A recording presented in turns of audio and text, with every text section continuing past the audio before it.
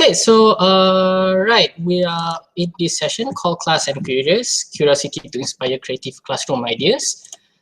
Let's just switch on the presentation here so you can see it all in detail.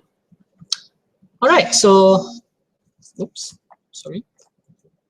So let's begin. Good, first of all, once again, good afternoon, ladies and gentlemen. Welcome to Class and Curious, Curiosity to Inspire Creative Classroom Ideas. This is part of the many awesome viewing sessions for teachers available on Google for Education on Air. So yeah, welcome and thank you for having you in this session. I'll be very happy to share what I know for today. So before we begin, a very quick introduction. My name is Muhammad Adnin bin Azmi. You can just call me Adnin. And I am an English teacher in SMK Sungai Tiram and also a GEG Johor community co-leader. Okay, you can find me or you can just ask me questions anytime at all using any of these following links. Yes, you can see on screen. And I think you would like to know that I am just an English teacher. I have no background training in ICT in a way. And I started using education technology because I feel like it's just as necessary as, I don't know, bringing in, well, if you bring in markers into your class to write on a piece of whiteboard, you can also bring colored pens. There's no problem with that. So why not bring education technology? So yeah, so let's begin with what I've outlined for like what we can achieve from this session today. All right, so first, we will look at how curiosity can inspire creative learning activity designs. Oh, hold on. Yeah. With Google Apps for Education. Second, we will get a new overlook on how our current and future lesson activity can be redesigned with education technology. And lastly, we will learn that bringing in technology as a tool for our daily teaching and learning shouldn't be a scary experience for the teachers or the students. And I will show you how and why. So yeah, so if some of you have been with us for since this morning, you might have attended Amir Osman's session on technology fallout, which I think is always a very, very scary experience for teachers to bring in technology, because what if just things don't work? Or what if, I don't know, what if I'm not really prepared to use it? So let me show you that, well, with the right implementation and just a little bit of curiosity and creativity, it can be a really fun thing. So yeah, let's move on. Okay, so what do you need for this session? Well, as we are going to focus mostly on lesson designs, we're going to be dealing with slightly more advanced implementation of technology in the classroom. So first of all, you might need some basic understanding for the use of Google Apps for Education, like Google Docs, Google Drive, Slides, Forms, and yeah, Google Apps like Maps or Hangouts and any other apps. If you're not too sure with that, that's all right, as I hope this session can inspire you to try them out for yourself and develop your own learning experience. As yeah, I mean, if you're teaching, it's also a learning experience for you. And if my presentation on how we can use apps may seem too advanced for you, then don't worry, as if you're asking a lot of, how do I do this? I didn't get that. Or like, will this really work? Well, I guess I'm already like getting you curious about what we can do with education technology. So first of all, let's ask the very first question. Why do we need to redesign our lesson with education technology? I mean, isn't it fine the way it is? I have my whiteboard, I have my marker pens, I can draw things on it. So why do I need to bring education technology? So let me just take you a very quick trip down lesson design lane. So first of all, when you start thinking about education, like how you design your lessons, most of us will start with the syllabus. Basically, the syllabus will tell you what you need to teach, but it doesn't necessarily tell you. It doesn't necessarily tell you how you should be teaching something. So initially, back in the old days, teachers believed that if they just write down what is in the syllabus on the board, maybe include it with some explanation, and students remember them by taking down notes, that's all there is need to be done with education. Of course, this is not education, as white-colored informative words on the board may not necessarily be that interesting, and this is not necessarily a learning experience that the students need. So things change a little bit. People introduce early film projectors until up to today's LCD projectors. Teachers can have more variation of material from pictures and videos to be shown for the students, and this makes learning content more interesting. I mean, the pictures are colorful now instead of just white text. But what the students not necessarily will learn what they are shown, because they just remember things that they see. Students, at the end of the day, are still taking down notes and probably forgetting what they wrote until those notebooks are open again. So as my old teacher used to say, you're not getting smarter, your notebook is. So I would say education is still based a little too much on the teacher. Moving on, enter student-centeredness. The teacher may instruct the students to come to the front and present to their peers, and this may be a learning experience for the students who prepared and presented the things they learned. But unfortunately, the same thing might not happen with other students. For one, they might just be too busy with their turn to stay attentive to what is being presented. And then secondly, the way how their peers present things may not be effective enough for their own understanding. And third, students might not be engaged enough, or if they are engaged, not all of them are engaged at the same time, and we need that. So many assume that bringing in one-to-one technology in the classroom may boost students' engagement. So if you're not very sure with the term one-to-one technology, it's basically one student, one computer. But there's a problem with this. They know what else is there beyond the learning content in front of them. So if you are teaching secondary school students, maybe some primary school students as well, they could be viewing a video on how does a human heart works, but their mind might just be thinking about what new posts are my friend posting on their Facebook and what new videos are being uploaded right now. So I had this experience with my students where I prepared this lesson on their computers, and at the end of the day, when I do this tiny little test where I just tell my student, okay, now you can go on 10 minutes doing whatever that you want.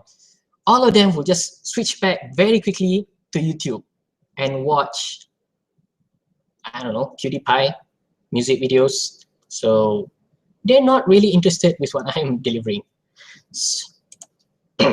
So now what? No blackboards, projectors, laptops, internet, and students are still not learning. So what else is there to be done? The answer to that, not flip your table.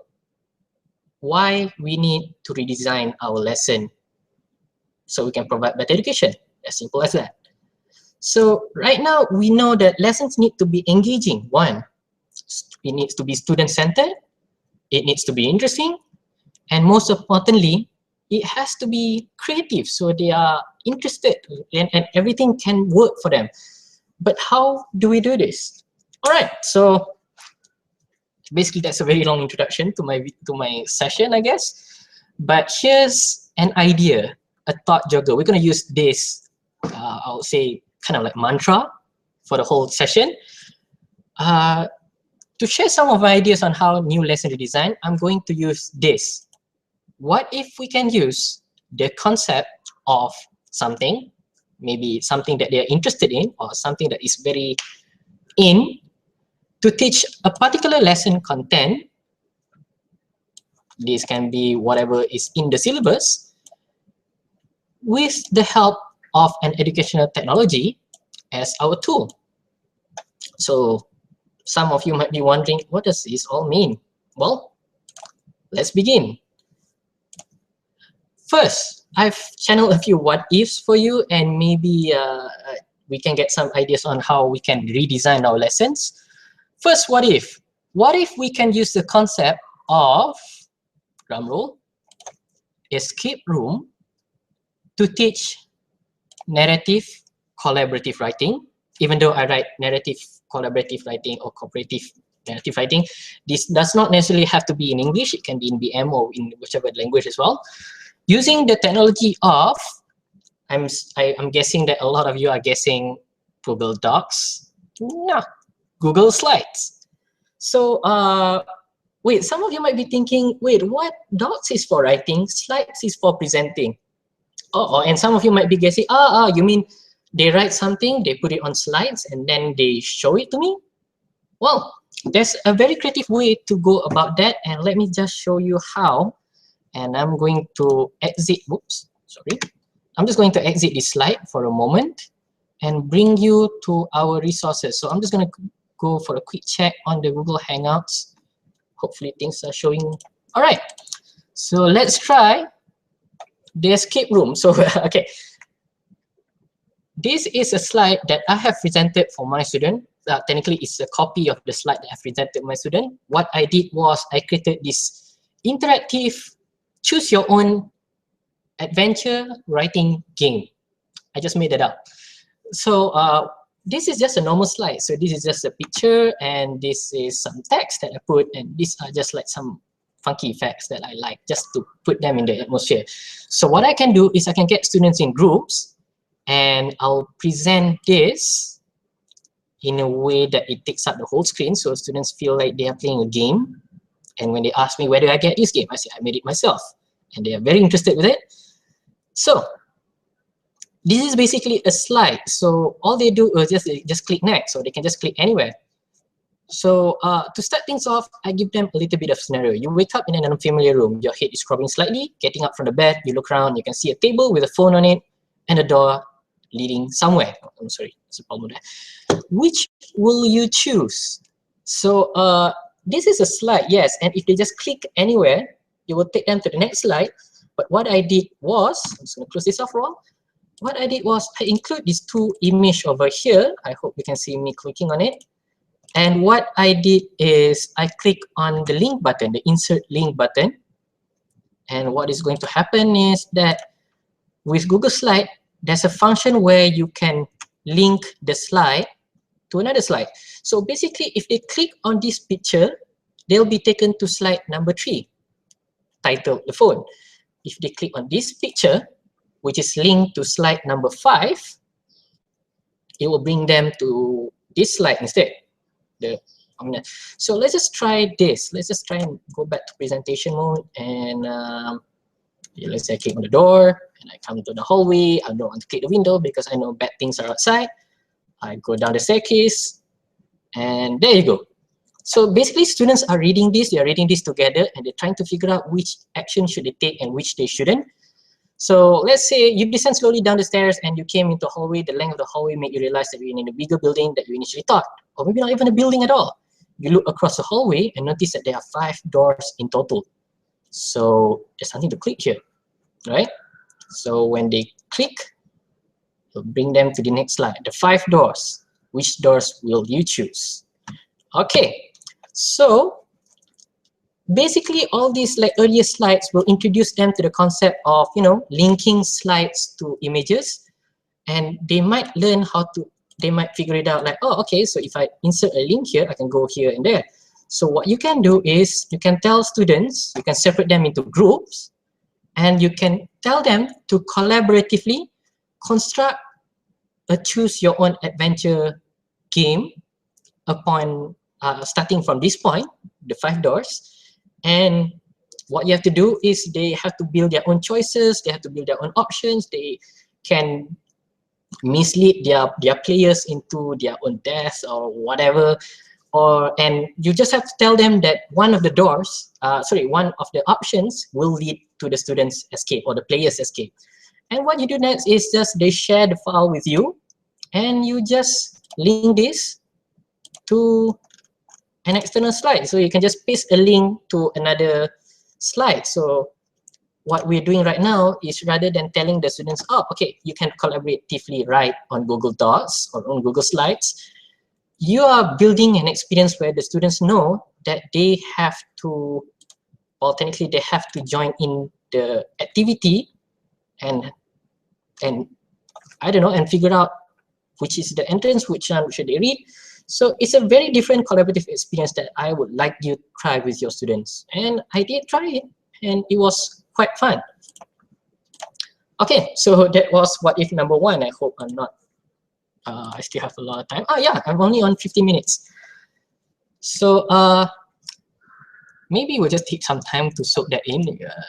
Yeah, that might be a little bit for some. And I heard before, just before I presented this, I was showing this concept to my colleague. And when I tell her that you can just like move around your cursor and try to figure out what to click, my colleague tells me that what if I can build, you know, like a hidden item kind of game where they have to find something to click. So yeah, you can use Google Slides for that. You don't need any knowledge on programming. Basically, you build your own game. And what's better, you can tell your students to build their own as a learning experience. So yeah, teach them how to write scary novels. And if you don't fancy scary novels or scary stories, you can make it into a drama. You can change, let's say, the novel Around the World in 80 Days into this interactive experience, and they have to figure out which choice can they make. And halfway through, you stop and you tell them to construct their own story. So it might have multiple endings. Who knows? All right, so let's go to the next slide, which is, again, I have to very quickly check through our Hangouts, making sure everything's in order. Okay. So now let's try number 2. What if number 2? What if we can use the concept of, well, some of you might be thinking multiculturalism. I put it as global citizenship. I think it can work anyway. To teach English speaking skill using the technology of Google Hangout. Now this is more straightforward, but most of us forget that Google Hangout, even though it's just a tool to communicate, to like call someone, just like WhatsApp and Telegram, it can also be a tool to help students reach out and connect to even to be part of a bigger world community. And here's an example of one of its use in the classroom. So this was one of the activities that I had in my classroom, where I tell my students that they have to analyze a couple of pictures and tell and discuss with their friends why they think that something is wrong in the picture. Was there any elements of communication that shouldn't be there, or there's a bit of conflict and everything? And then similarly, they conduct a mini forum. But you can see here, when they are doing the forum, they are very reliable, dependent on their notes. So you can see in their hands there, they are all these notes they're holding, and some of them are reading, even though most of them are doing improvisation. So to make sure it's a more immersive learning experience, what you can do next is put them on Google Hangouts. So what I have in this picture here is that I contacted a teacher from another school, and students, using all the skills that I've learned from the previous lesson on speaking skills, they are to practice it. So what I did was I practiced it with a teacher first, because the teachers can correct them and everything, and I can give them feedback if they're ready to communicate with more students and everything. And lastly, using Google Hangouts as well, the students, you might not be able to see in this picture, but the students were given the opportunity to call students of another classroom. So unfortunately, this is not, this in the picture here, in the projected screen here, are not students from across the globe. It's basically still students from a school in Johor. But it's very interesting because our students are thinking that, well, as I said before, I'm teaching in SMK Sungai Tiram, and it's kind of a secluded area, so students will never imagine themselves going out of the classroom and meeting people of a different culture. So most of my students are not exposed to that. So with Google Hangouts, this can be made possible, and I would say that it makes for a more interesting learning experience, more immersive learning experience. Additionally, I didn't get to put this in the slide, but I've heard that, no, it's not that I've heard, I found out that Google Translate, the app, now supports voice translation. So basically, if you get students calling, let's say you get Malay students who don't speak Chinese and speaking to Chinese students, apparently you can switch on the app and it will translate whatever that they want any of the students said in real time. So I would say, yeah, you don't necessarily have to use Google Hangout just to teach language. You can also use it to teach any other things, maybe just about culture, about history and everything. So yeah, the possibility is endless. Why not bring this into your classroom? So yeah, next we go to our third what if. This is sort of a long shot, and it's one of my favorite. I thought of it one point and I went straight to my colleague and I told them, I figured this out. And they're like, what? So yeah, what if we can use the concept of, okay, get ready for this, Pokemon. I know some of you might be thinking, what? To teach history and geography, or pretty much anything around the world, using the technology of Google Maps. If you are going, what the heck am I hearing? Well, I'm happy that you're interested. Let's have a look at Google Maps. So I'm going to switch on, oh, sorry.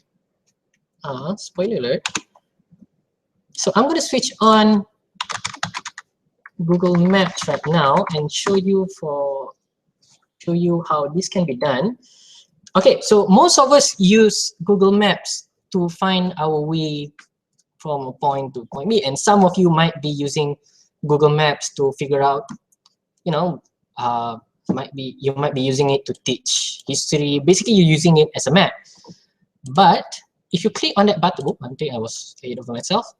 If you click on this button over here, the menu button, you will see that there's Earth, traffic, transit, bicycle, trains, and My Maps. So basically, this is a new tool that's just being introduced as part of Google Apps for Education Suite. So what you can do is when you click on it, you can have a list of a map of maps that you have created. So you can see here, down here, there's a button that says Create Map.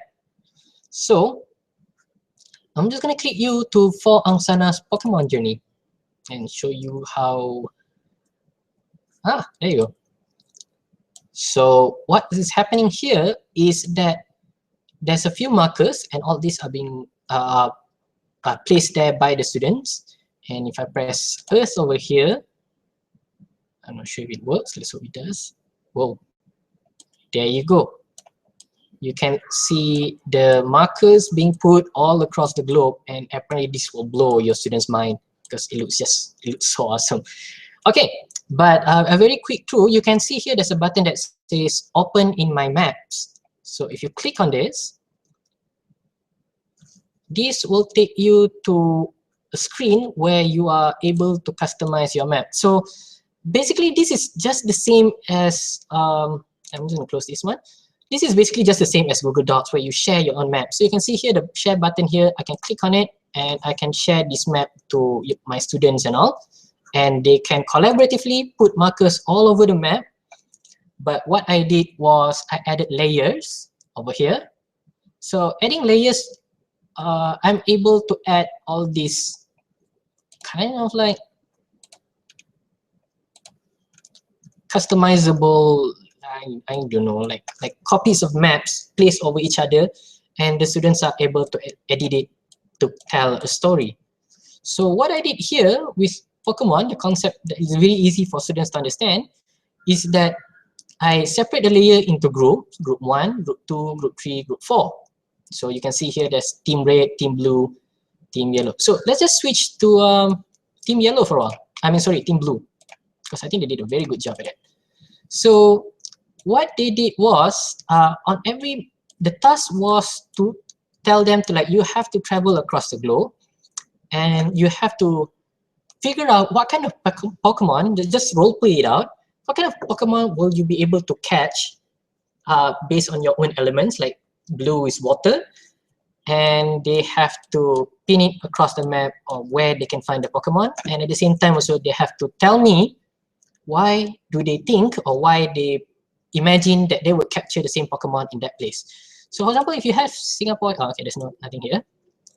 Okay, my students realized that in Philippines, there's a place called Cebu, which is very beautiful for its coral with many types of many wildlife, all these ones. I captured a horsey here, but this is not a horsey, that's a Goldeen. So yeah, so you can teach your student to like research about places and at the same time relate it to an element or a concept that they are really interested in. So if I move on to this one, there you go. They are exploring the Banda Sea. The Banda Sea is a sea in the Maluku Islands of Indonesia, connected to the Pacific Ocean, but surrounded by hundreds of islands. We captured a horsey here. So I think that was the horsey that we're talking about. So there you go. So you can have all this, and what they do is they try to create their own journey, and you can tell them to like go all over the world. And once they are done, you open all the filter, all the layers, and they can view it through the Earth view. And yeah, they can just click on one of the markers and it will tell them the story. So basically, you're telling the students to go all around the world in just your class, and that is something very, very amazing. And yeah, if you're not so familiar with Pokemon, I think some of you might heard, if you are born in the 80s, you might be growing up with something called Di Mana Jo Jambul, or if you are not from Malaysia, you might know something like where is Carmen Sandiego, which basically you can place clues all around the map, a la Amazing Race, and they have to put their markers, they have to figure out how they can tell their story from point A to point B. But at the same time, it's not just about learning how to place markers, it's about exploring the world just in your classroom. So these are very interesting things. If you're keen to do it, I'll say go for it. And yeah, so that is, all right, so we're back to this slide. Let me just make sure everything is well and dandy again. Okay, so yeah, unfortunately we might not have enough time. I would love to share all the other ideas that I had in mind, and like some of them might make even less sense, but might just work. But yeah, let's just look through what we have taken away from this session. One of it is, well, we were curious and we created awesome creative learning activity designs made possible to Google Apps. That was number one, what we wanted from this session. And then I hope we have gotten a new overview on how current future lesson activity can be redesigned with education technology. So, I mean, I don't know. I mean, if you're just using slides in your class to present, you're not using the technology to its full potential. You're basically following a certain, like a textbook. Like you're just following a textbook and you're just reading from it. But if you think about slides and you learn how to make it interactive, I feel like that's a whole different level of teaching and learning. And finally, we learn that bringing in technology as a tool in our teaching and learning isn't at all scary. It doesn't have to be scary. So maybe some of you are watching this session or listening to this session and you are thinking, and maybe you're laughing to yourself. You might be thinking, all of this is so crazy, but you just feel like you want to try it out. Well, I guess it is a fun learning experience and feel free to try it out. Go ahead. So yeah, before we end today's session, I'm afraid we are really running out of time. Some final tip for your own education technology implementation. First of all, technology is not a tool. Technology is a tool, not the outcome. So we want our class to be using the technology to be learning something about the world. So it's not just the sake of using technology because it's technology. Second, when you are planning something or you're designing your lesson, try to plan it in a sense of like form it into projects and learning activities, not just single lessons. So this will cut a lot of effort. So you can put one lesson to be one main project into 2-3 lessons. So you don't have to design so much. So maybe the same tool can be used again and again. Next, collaborate with other teachers. This is important. Don't work in isolation because you might need help with technologies that you don't know. And at the same time, if you collaborate with your colleagues, basically they can use the same lessons and they can give feedback on how that lesson can be improved over time. Next, safe work on the cloud, not in your computer. Well, I face a lot of problems where teachers tell me, oh, I did all this work and it's all gone because my computer crashed. Well, try to save it on the cloud and it makes for easier collaboration. And last but not least, think of workarounds, not limitations. Basically, try to figure out how you can overcome your problem, not just think about the problem. Okay, So finally, if all these were too fast and you feel like, I wish I got time to take down notes or I figure out how it works, you will find these written companions which will come in the future. I'll upload it in one of the resources folder. And yeah, before I end my presentation, I'm just gonna, whoops. All right. Okay, nice to see you again. So I'm just going to very quickly. Okay, so if you've been listening or viewing my session, you can claim your participation certificate using this code over here, which is EREQUR, and just keep it tight, just hold on to it, and I'm sure there'll be a way for you to figure out how this can give you can redeem your participation certificate with it. So sorry, I'm starting. I'm looking at my own face, and that makes me nervous. So yeah, this was Class and Curious. If you would like to comment anything, you can push the hashtag CuriousClass, and I'll be attending to your comments pretty soon. So I hope you have a very wonderful afternoon, all this learning experience, and I'll see you again. Sorry if I went a little bit too fast. Bye-bye.